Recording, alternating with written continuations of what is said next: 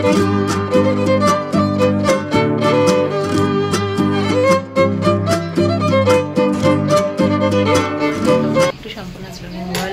Morning. तो देखो आज उठे गए आज स्नान टाना हो गए ऑफिस बेरिए गल।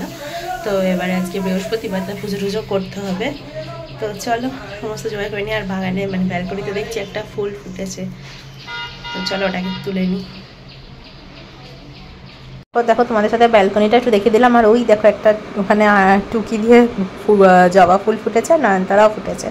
तो तारपर देखो एखाने बृहस्पतिवारेर एकदम घर टट बदले सिंहासनेर कापड़ बदले ठाकुर एकदम परिष्कार परिच्छन्न करे सुंदर करे पुजो दिएछि। और ये बेल फुलेर मालागुलो आगेर दिन एत भालो फ्रेश पेয়েছি ना।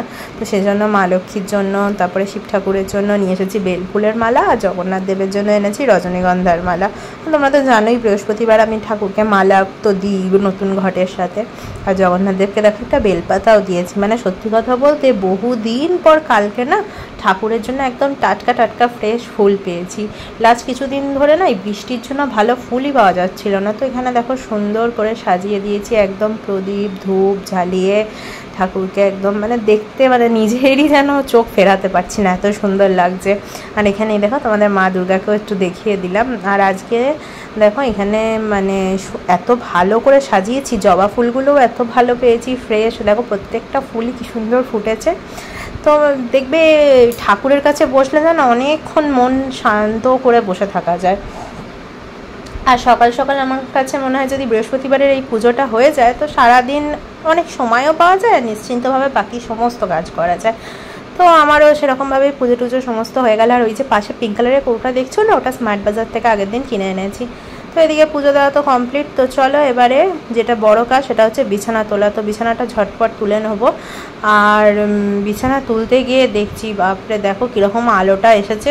মানে তখন না ভিডিও করার সময় খেয়াল করিনি, পরে দেখছি যে ওই আলোতে না পুরো মুখটা কীরকম হয়ে গেছে। তো তারপর পর্দাটা টেনে দিলাম, কিন্তু তাতেও কিছু কাজ হচ্ছে না, কারণ এই ঘরটা আমার এত আলো আসে। আর সকালবেলা উঠেই না ওই মানি প্ল্যান্টটাকে একটুখানি জানলায় কিছুক্ষণ দিয়ে দিয়েছিলাম, তাহলে কি হয় বেশ ফ্রেশ রোদটা পায়। মানে জেনারেলি বেশিরভাগ দিনই আমি ওটা করে থাকি, গাছটাকে একটুখানি রোদে নামিয়ে দিই।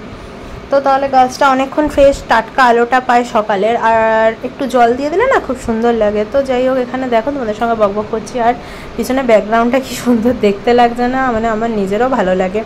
তো এদিকে এই সমস্ত কাজ করতে করতে চলো চাদরটাকে ভালো করে ঝাড়তে হবে, বিছানাটাকে সুন্দর করে একদম টান টান করে পরিষ্কার করতে হবে। কারণ দেখবে মানে তোমার ঘরের মধ্যে এসেই প্রথম যদি তোমার বেডরুমটা বা বিছানাটা অগোছালো দেখো না, দেখবে এমনি কীরকম লাগে একটা।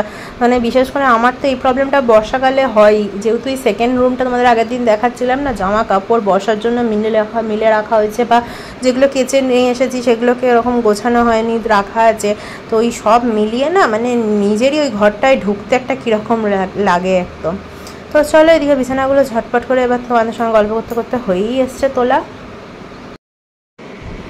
আমি তো দেখো বসেই আছি যে কবে একটু ঝেড়ে রোদ হবে। আর আমি এই ব্ল্যাঙ্কেট চাদর এগুলোকে একটু কেচে রোদে দেবো, প্লাস বালিশ টালিশগুলোকেও একটু ঠিকঠাক করে রোদ দেবো। তো মায়েরা তো বলছিল মায়েদের ওখানে বেশ রোদ উঠেছে, আর আমাদের অবস্থা দেখো মানে কবে যে রোদের দেখা পাবো কে জানে। তো যাই হোক এদিকে দেখো সমস্ত ভালো করে মানে যেগুলো ভরে দেওয়ার ড্রয়ারের ভেতরে ভরে দিচ্ছি, আর যেগুলোকে ঝাড়ার ভালো করে ঝেড়ে দেবো। আর এই এখন কি হচ্ছে জানো তো, মানে সকালবেলাটা যদিও বা রোদ দিচ্ছে, যেই বেলা বাড়ছে আস্তে আস্তে একদম মেঘ করে গিয়ে সঙ্গে সঙ্গে মানে ঝমঝম করে বৃষ্টি। মানে প্রত্যেক দিনের এই এক গল্প হয়েছে এখন। তো এই মানে এই চক্করে পড়ে না হচ্ছে জামা কাপড় ঠিকঠাক করে কাচা, না হচ্ছে ঠিক করে রোদে দেওয়া। আমি তো মানে জেনারেলি কী করছি মানে একটু বেলার দিকে কেচে মিলে দিচ্ছি, তারপরে পরের দিন সকালবেলাতে যেহেতু আমার মানে ব্যালকনিটাতে পূর্ব দিকে রোদ আসে, তো সেই জন্য সকালবেলাতে শুকিয়ে যায় তারপর তুলি। কিন্তু এরমভাবে কি হয় বলে, একটা টাটকা জামা কাপড় কেচে মিলবো রোদে ঝেড়ে শুকিয়ে যাবে, সেটার যে একটা আলাদাই মানে ফ্রেশনেস থাকে। তো যাই হোক দেখো এদিকে সমস্ত মানে যা এক্সট্রা বালিশ যেগুলো ছিল, বালিশ বিছানা চাদর, সেগুলোকে তো দেখলেই ড্রয়ারে ভরে দিলাম। এবার যেগুলো বিছানার মধ্যেই সাজিয়ে রাখি সেগুলোকে ভালো করে চাদরটা ঝেড়ে ওগুলোকে একটু টান টান করে দিচ্ছি। আর এখানে একটুখানি এসিটাও চালিয়ে নিলাম, এত গরম করছিল না, এত বৃষ্টি হচ্ছে কিন্তু মানে গরম যেন কোথাও কমছে না। তো তোমাদেরও কি এরকম অবস্থা? আর দেখবে আমার ফটোটা আজকে মানে ভিডিওগুলো একটুখানি কীরকম ঘোলা ঘোলা টাইপের লাগছে না, আসলে কী বলো তো ঠাকুরের ধুনো দিয়েছি, তো ওই ঘরের মধ্যে ওই ধুনোর যে একটা হালকা ধোঁয়া হয়ে রয়েছে, তো সেটার জন্যই এরকম ঘোলাটে ঘোলাটে লাগছে।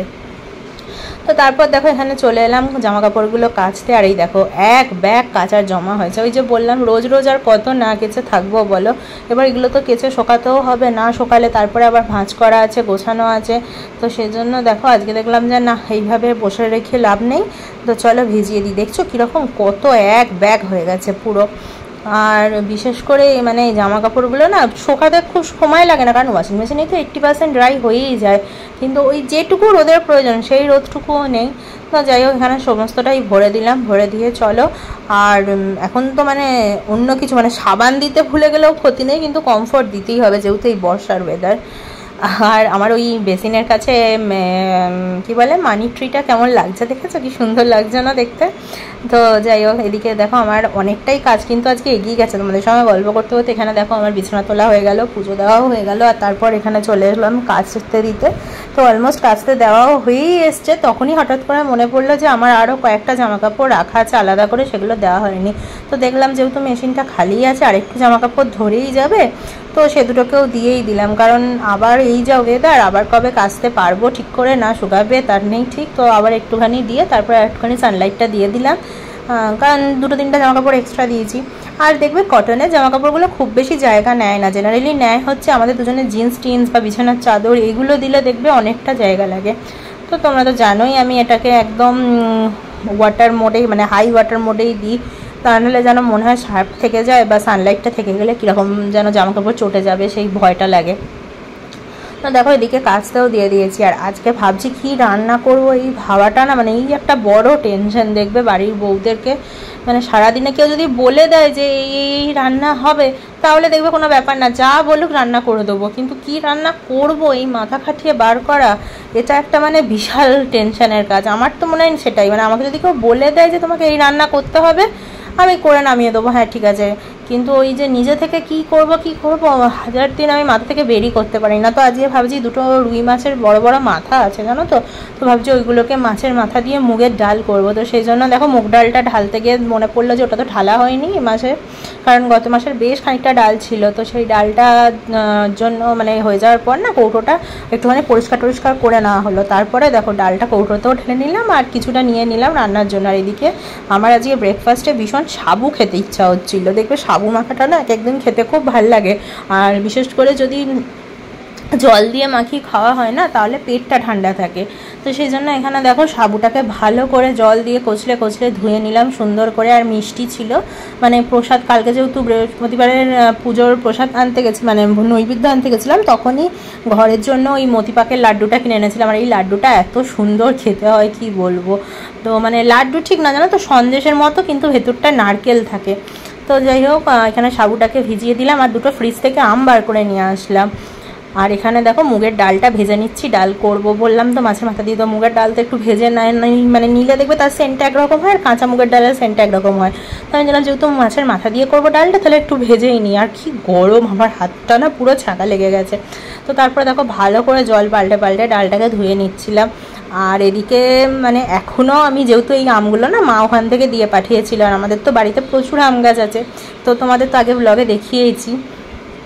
তো এই আমগুলো ওখান থেকে নিয়ে এসে ফ্রিজে রেখে দিয়েছিলাম। আর দেখো প্রায় 1 মাস হতে চলেছে, আমগুলো এখনও কত সুন্দর ফ্রেশ।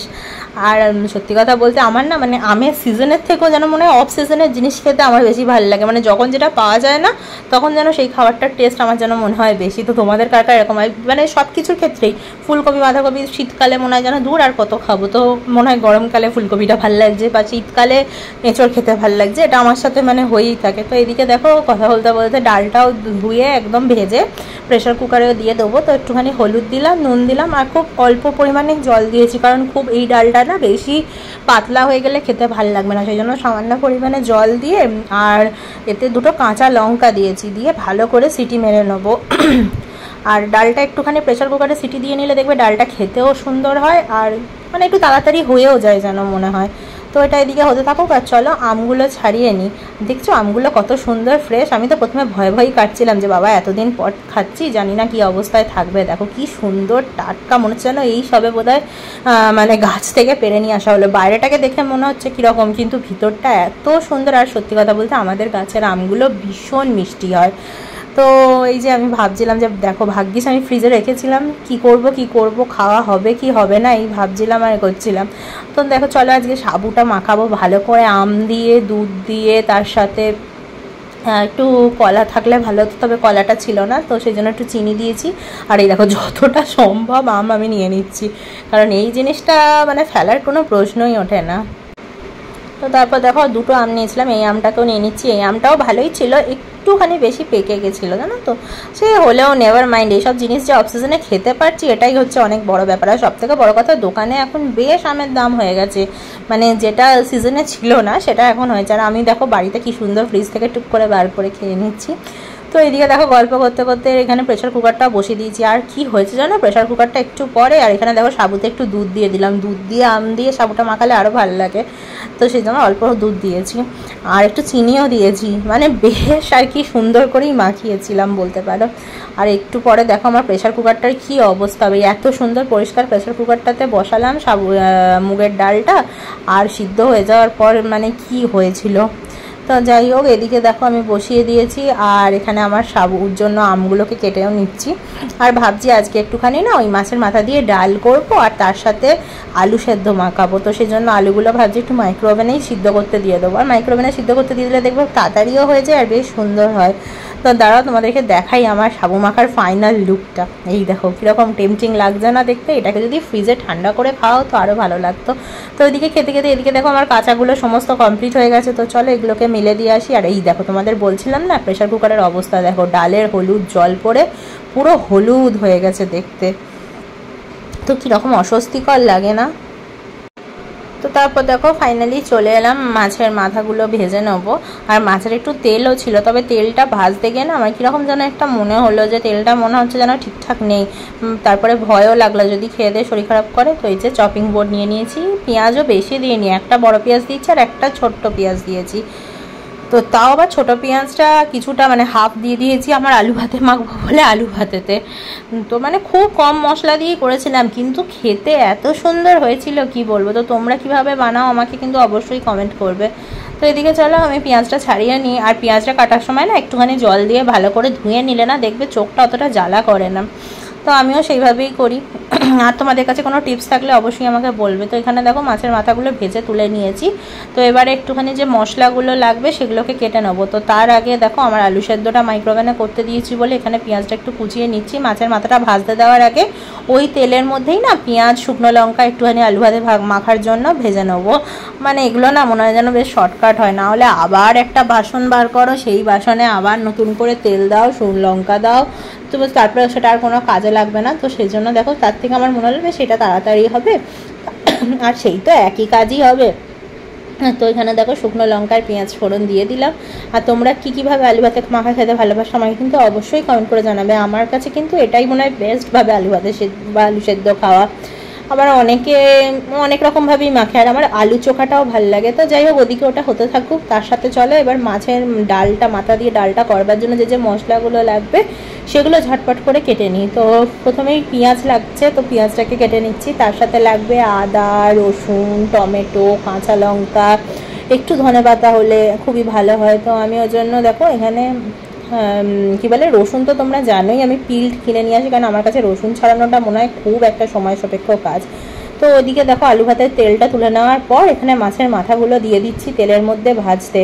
আর এই যে তেলটাও দিয়েছিলাম প্রথমে, তো তারপর কিছুক্ষণ ভাজার পর মনে হলো যেন না থাক বাবা, তেলটা খেয়ে যদি শরীর খারাপ করে যায়, আর সেই জন্য তেলটা একটুখানি ভাজা হয়ে যাওয়ার পর না তুলে ফেলে দিয়েছিলাম। আর ওই শুধু মাথাটার মধ্যে মানে ওই তেলের মধ্যে একটু পেঁয়াজ, একটু শুকনো লঙ্কা আর কি বলে ওতেই দিয়ে দিয়েছিলাম একটুখানি কাঁচা লঙ্কা কুচিয়ে দিয়ে ভেজেছিলাম। তো তারপরে মাথাটা তোলা মানে ভাজা হয়ে যাওয়ার পর এই দেখো এদিকে আমার মাইক্রোওভেনে আলু সেদ্ধগুলোও হয়ে গেছে, আর এত গরম ছিল।